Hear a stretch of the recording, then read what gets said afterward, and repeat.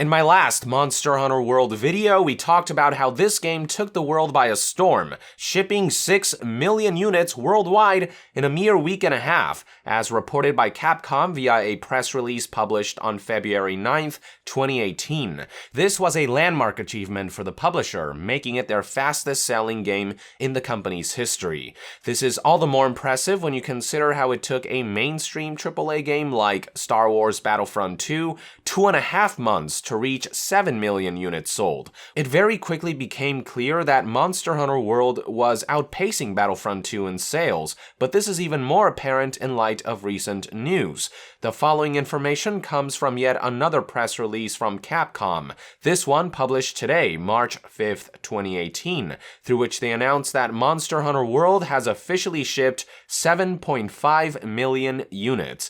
This is yet another landmark achievement for Capcom, as it makes Monster Hunter World the best-selling game in Capcom history. Now, before you argue that there is a difference between units shipped and units sold, yes, that's true, but the press release does go to say, quote, Monster Hunter World has overcome both linguistic and cultural barriers to delight approximately 7 million players worldwide and has shipped 7.5 million units. In other words, the game sold around 7 million units while having shipped 7.5 million, meaning that the numbers sold and the numbers shipped aren't too far off. Now, just to give you a little more context for how impressive this really is, as I mentioned before, it took a mainstream game like Star Wars Battlefront 2 around 2.5 months to achieve this. For the more niche Monster Hunter World, it took only a little over a month. This is despite the fact that whereas Battlefront 2 released on PS4, Xbox One, and PC, Monster Hunter World has only released on home consoles. That's right, the PC version of World, which is set to launch in autumn of this year and bound to look more gorgeous and run even smoother, isn't even a factor yet, and despite this, the game is absolutely crushing the competition. Long story short, it is safe to expect that in the long run, Monster Hunter World will go on to attract more players than Star Wars Battlefront 2, especially after the PC version releases. And the reason I even bring up Battlefront 2 is because for all intents and purposes, this AAA game carrying with it the popular Star Wars name should have easily outsold Monster Hunter World. But what EA tried to pull with a pay-to-win loot box-based progression system was bad enough that it utterly decimated the game's chances to be the record-breaking hit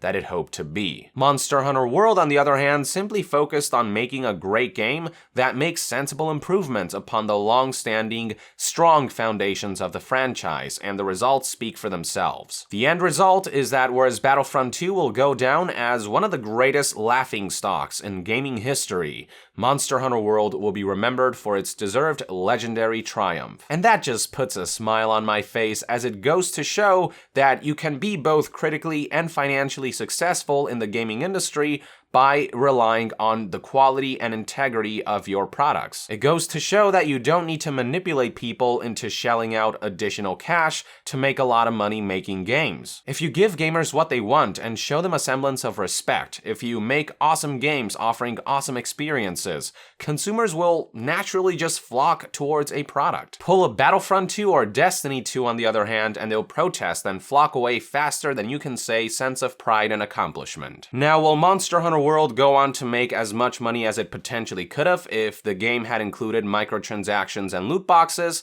Probably not. The game might not end up making all the money in the world, but it will make plenty of money, and that'll be enough. Not to mention that the franchise's reputation stays intact, or perhaps it's more accurate to say that it's been propelled to new heights, and that right there is priceless. Whereas the future of franchises like Battlefront and Destiny remain uncertain due to their egregious attempts to swindle the gaming community, when Capcom returns with another Monster Hunter entry, so long as the franchise maintains its quality and integrity, it has nowhere to go but up. Whereas Battlefront 3 and Destiny 3 will be looked upon with an air of distrust and suspicion, the next Monster Hunter game will be looked upon with palpable excitement and anticipation. These are just one man's thoughts and opinions anyway. I'd love to hear what your take is on all of this in the comments below. With that, I would like to end this news update. Thank you for tuning in. If you enjoy my content, consider supporting me on Patreon. It is completely optional, but donating even as little as $1 a month